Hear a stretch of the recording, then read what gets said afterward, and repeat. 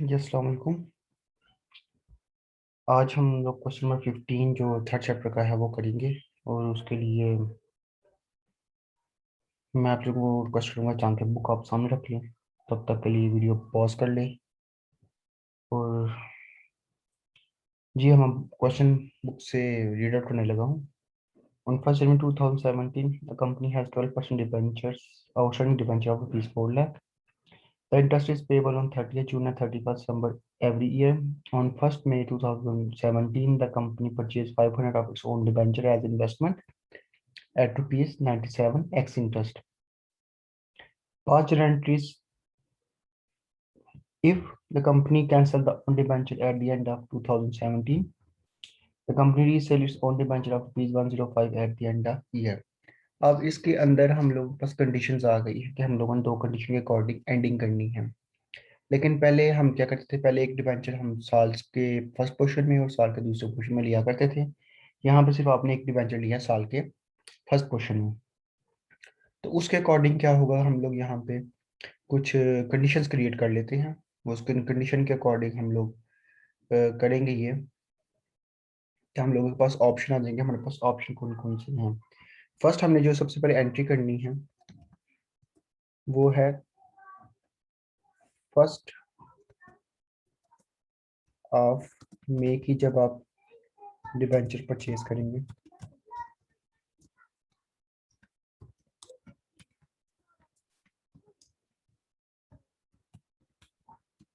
X interest पे। इसके बाद सेकेंड एंट्री हमारे पास होगी जो हम 30th जून को क्या करेंगे, इंटरेस्ट पे करेंगे।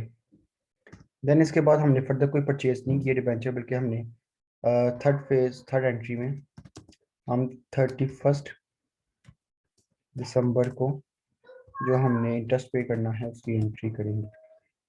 देन नंबर 4 पे जो इंटरेस्ट हमारा एक्सपेंस है वो प्रॉफिट एंड लॉस अकाउंट में हम लोग ट्रांसफर करेंगे। प्रॉफिट एंड लॉस अकाउंट में ट्रांसफर करेंगे। कौन सी एंट्री आपकी, इंटरेस्ट एक्सपेंसेस वाली। देन उसके बाद नंबर 5 पे आप further profit and loss account में ट्रांसफर करेंगे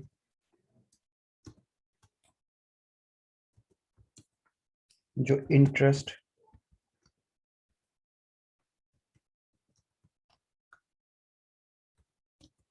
इनकम हम लोगों ने जनरेट की ऑन डिबेंचर्स पे।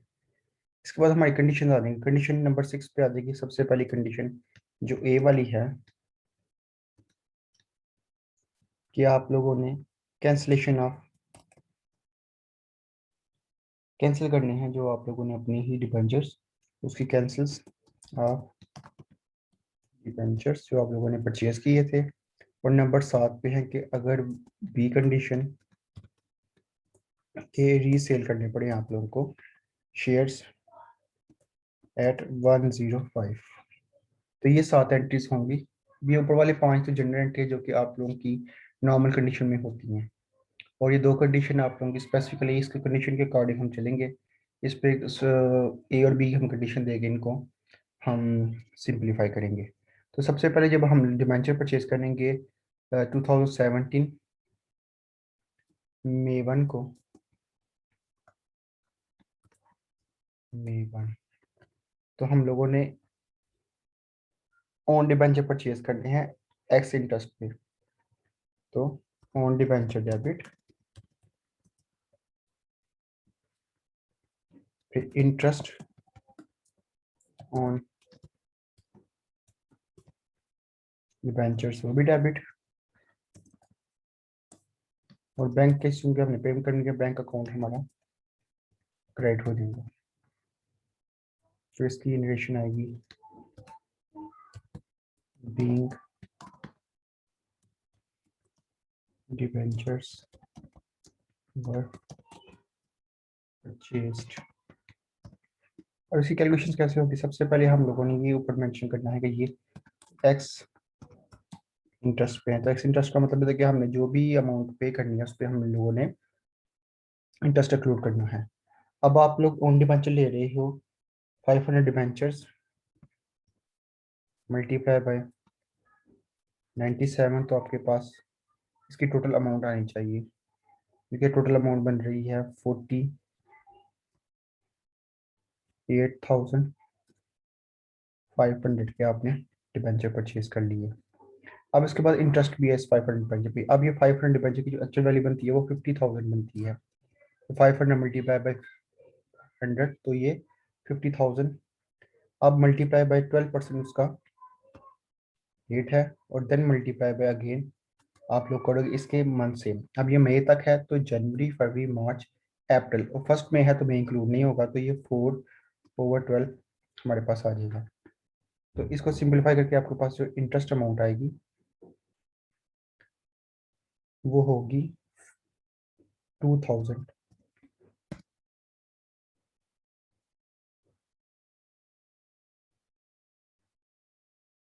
मैं इसको कुछ ब्रैकेट्स में सिंपलीफाई कर देता हूँ ताकि आप लोगों को रिव्यू करने में प्रॉब्लम ना हो। ये अमाउंट कैसे कैसे 12% और मैं नेक्स्ट 4/12।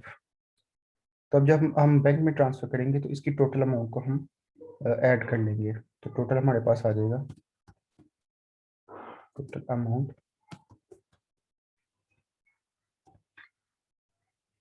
50,500, मतलब 50,500 में हम लोग ये परचेज करेंगे बैंक अकाउंट से। 50,500 आपका आ गया बैंक में, इंटरेस्ट में आपके आ गए 2,000। भी याद रखना आप लोगों ने कि ये जो 50,000 डिबेंचर लिए इस पे 4 मंथ का इंटरेस्ट पे हो चुका है, और आप लोगों ने ऑन डिबेंचर्स की वैल्यू जो है वो 48,500 आ गई। तो ये आपने अपने ही डिबेंचर परचेज कर लिए। इसके बाद आगे चल के 30 जून को, मतलब जून 30 को आपने फर्दर परचेज की ये डिबेंचर्स, कि आप लोगों ने इंटरेस्ट पे करना है। ये दो चीज़ें हैं। 30 जून को आप लोगों ने इंटरेस्ट पे करना है, तो इंटरेस्ट पे करने की हम लोग यहाँ पे एंट्री करेंगे। अब हमारे स्प्लिटिंग हो गए तो इस में, मतलब आपके 4 लाख के टोटल डिबेंचर थे, उनमें से आपने 50,000 के परचेज कर लिए, तो बाकी आपके पास बचे 3.5 लाख के, जिसके ऊपर आप लोगों ने इंटरेस्ट देना है। 12% इंटरेस्ट होगा,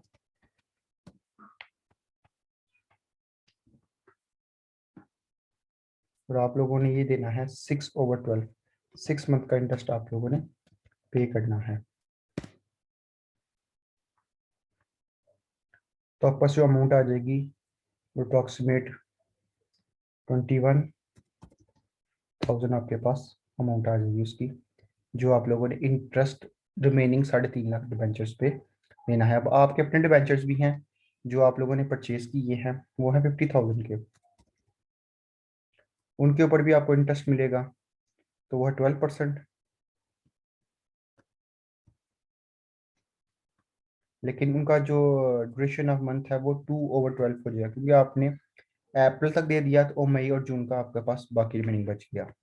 तो वो रिमेनिंग आपके पास करने के बाद जो अमाउंट बचे आएगी वो आपका इंटरेस्ट और ओन डिबेंचर होगी, कि आपने अपने ओन डिबेंचर्स पे जो इंटरेस्ट पे करना था। तो ये तो 3.5 लाख पे ही आपने जो जनरल पब्लिक को पे करना है, और आपका 50,000 पे जो इंटरेस्ट है वो आपका अपना डिपेंड इंटरेस्ट है। तो ये कलेक्शन ऑफ टोटल इंटरेस्ट हो जाएगी। अब इसकी मैं अमाउंट कैलकुलेट करता हूँ, तो 1,000 आपके पास अमाउंट आ जाएगी इसकी। टोटल आपके पास आ गया 22,000 आपके पास इंटरेस्ट। काइंडली मैं ये इसको री चेक कर लेता हूँ।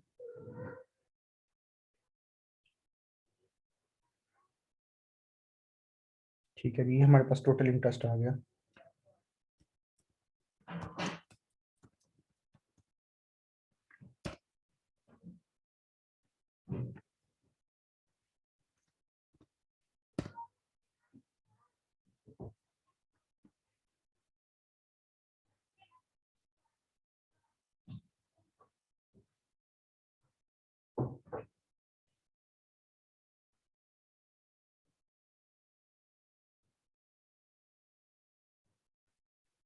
जब हम इसको यहाँ पे ट्रांसफर करते हैं तो यहाँ पे लिखेंगे entry interest on debenture bank account credit.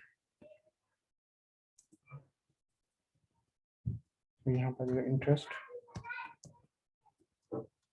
On on debentures, ये आपका क्रेडिट हो जाएगा। अब सबसे पहले इंटरेस्ट ऑन डिबेंचर देखेंगे, जो 1000 की अमाउंट है वो यहाँ पे आएगी। बैंक से आपने 21,000 पे करना है, और टोटल जो आपकी इंटरेस्ट अमाउंट है वो इंटरेस्ट ऑन डिबेंचर पे आ जाएगी 22,000 की। तो इस तरह ये अमाउंट हमारी टीम फिल होगी, और हम इसकी इनिशियल लिखेंगे being trust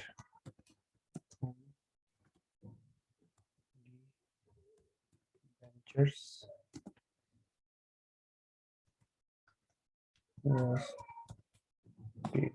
interest on debenture पे कर दिया। अब इसके बाद फर्दर कोई आगे भी परचेज नहीं है, और डायरेक्ट हमें कोई कैलकुलेशन भी नहीं दिया, बट हमें कंडीशन दिया वो है 31 दिसंबर की। तो हम अब मूव करेंगे 31 दिसंबर को, जब हमने फर्दर पे करना है इंटरेस्ट।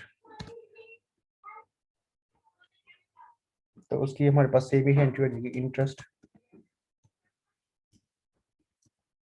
On ventures limited.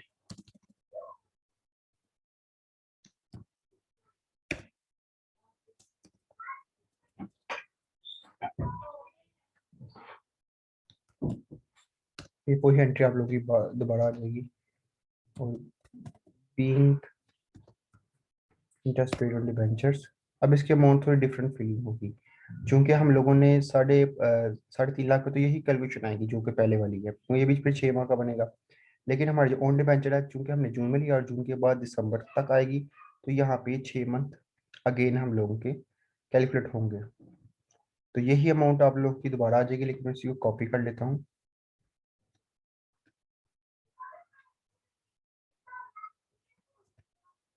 लेकिन हम लोगों के जो ओन डिबेंचर पे इंटरेस्ट है वो डिफरेंट हो जाएगा।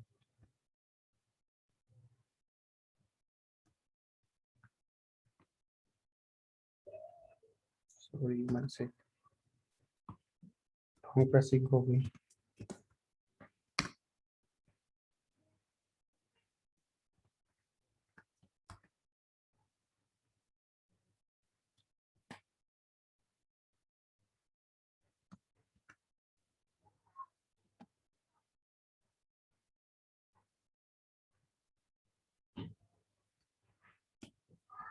जी, अब यहाँ पे हमारा जो 2 मंथ का जो इंटरेस्ट था वो टू का नहीं, बल्कि 6 का हो जाएगा।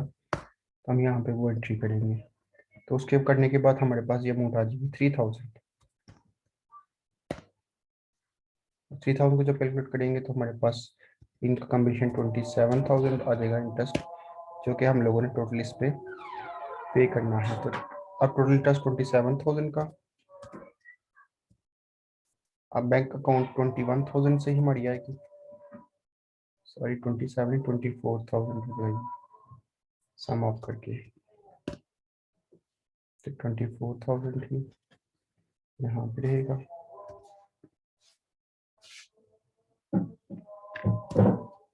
और इंटरेस्ट ऑन डिबेंचर हमारे पास 3,000 की अमाउंट आएगी।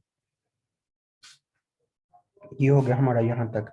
अब इसी अमाउंट को हम लोगों ने दो एंट्रीज करनी है। जो हमने ओन डिबेंचर पे प्रॉफिट लिया है वो हम ट्रांसफर करेंगे प्रॉफिट लॉस अकाउंट में, और जो हमारा एक्सपेंस पे था वो भी हम ट्रांसफर करेंगे प्रॉफिट एंड लॉस अकाउंट में। सबसे पहले हम एक्सपेंस ट्रांसफर करते हैं। तो एक्सपेंस याद है कि यहाँ पे इंटरेस्ट ऑन डिबेंचर हमारा डेबिट हो रहा है, तो जब हम यहाँ पे जाएंगे तो क्रेडिट कर देंगे हम इसको, क्योंकि हम इसको रिवर्स कर रहे हैं, क्लोज कर रहे हैं। तो profit and loss account debit हो जाएगा।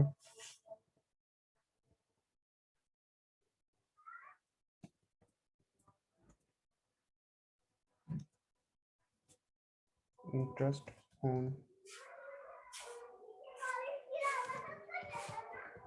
डिवेंचर क्रेडिट हो जाएगा हमारा।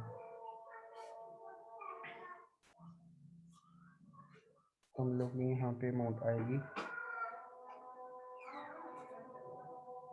अब हम सम करेंगे।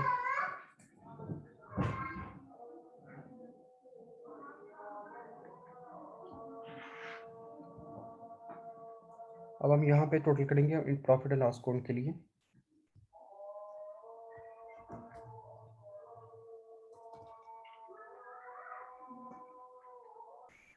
अब हम देखेंगे हमारे पास कितने इंटरेस्ट ऑन डिबेंचर है। 2000 का एक है, उसमें हम लोगों ने प्लस किया 22,000 का। नेक्स्ट फिर हम लोग प्लस करेंगे 24,000 का। तो टोटल हमारे पास जो प्रॉफिट एंड लॉस अकाउंट की अमाउंट आ गई है तो 48,000 हमारे पास कैलकुलेट हो गई। तो 48,000 से यहाँ पे प्रॉफिट एंड लॉस अकाउंट में शिफ्ट करेंगे और 48,000 ही हम यहाँ पे क्रेडिट करेंगे। लिखेंगे being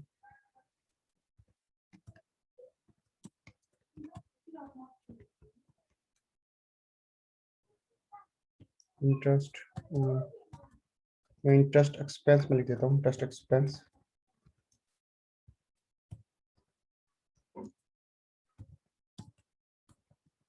transfer to profit and loss account. तो हम प्रॉफिट एंड लॉस अकाउंट में ट्रांसफर कर देंगे इसको।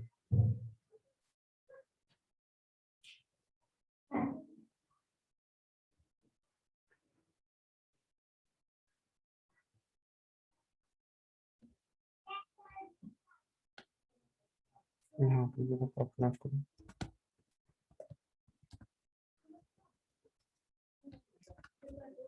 Total interest on debentures.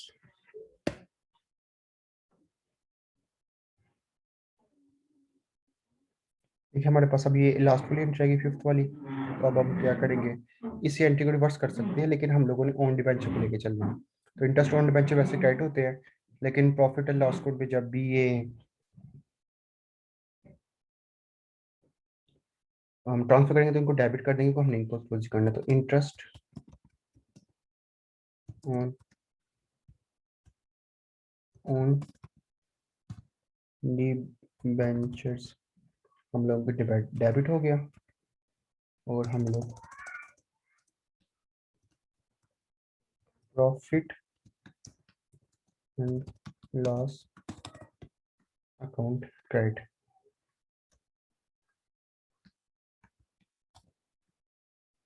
तो इसकी भी हम कैलकुलेट करेंगे, टोटल इंटरेस्ट ऑन डिबेंचर्स। हम उसकी अमाउंट हम कैलकुलेट इस तरह करेंगे कि हमारे पास डिबेंचर पहले 1,000, यहाँ पे सिर्फ और सिर्फ 3,000, टोटल 4,000 बन जाएगा। तो इसको लिखेंगे 1,000 प्लस 3,000, टोटल हमारे पास आ गया 4,000 अमाउंट। तो 4,000 से यहाँ पे डेबिट की और 4,000 से यहाँ पे क्रेडिट की।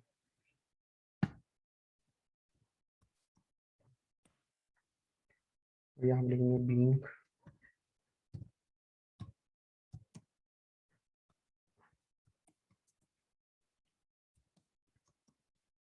Interest income transfer to profit and loss.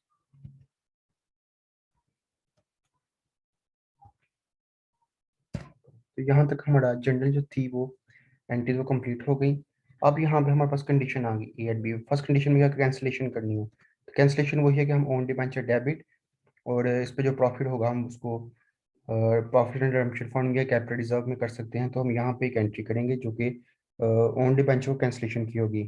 तो फर्स्ट कंडीशन है जी 12% जो डिबेंचर है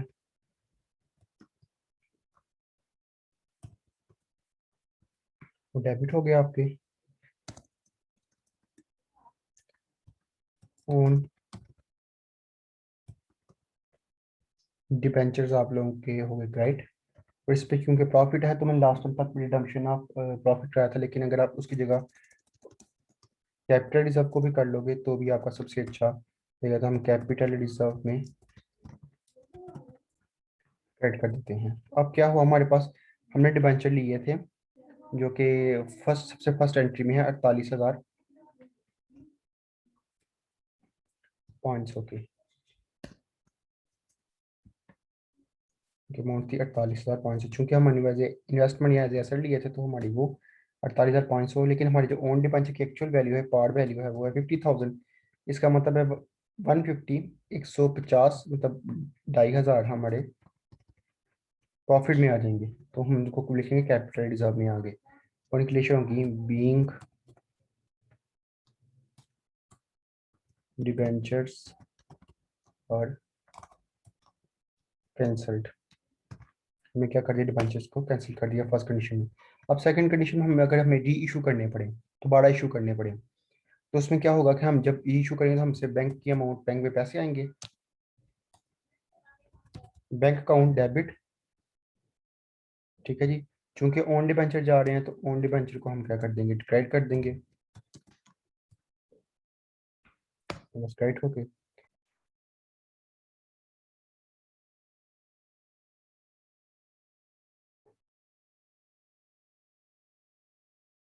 जी हमारे पास, हम बैंक में जाएंगे तो बैंक में अमाउंट, हम बैंक अकाउंट डेबिट और ओन डिबेंचर, चूंकि हम लास्ट एंट्री जब बी पॉइंट की तरफ जा रहे हैं कि रीसेल हमने करनी है, तो इसमें हम 500 के साथ इसको करेंगे तो हमारे पास आ जाएगा 52,500 से हम लोगों के पास वो पैसे आएंगे जो हमने सेल कर रहे हैं। लेकिन जो ओन डिबेंचर आप लोगों ने लिए थे वो वही 48,500 थी। तो अभी में 4,000 डिफरेंस है, ये मतलब ये है कि हमने 48,500 में लिया और हमने 52,500 में इशू करे, तो उसके अंदर 4,000 का हमें प्रॉफिट हो रहा है। तो इस प्रॉफिट को हम रिजर्व ट्रांसफर कर देंगे कैपिटल रिजर्व में, क्योंकि यहाँ पे डिबेंचर पे कोई इशू पे कोई भी हमें कैप प्रॉफिट होगा तो हम वहाँ पे कैपिटल रिजर्व को ऐड कर देंगे और लिखेंगे बीइंग डिबेंचर्स रीसेल, रीसोल्ड कर लेते हैं, रीसोल्ड अगेन। तो ये हम लोग की एंट्रीज आगे साथ साथ हम लोगों की वर्किंग 7 एंट्रीज हैं, इन 7 एंट्री के अकॉर्डिंग हमें चलना है और ये हमारी टोटल जनरल एंट्रीज बन जाएंगी क्वेश्चंस की।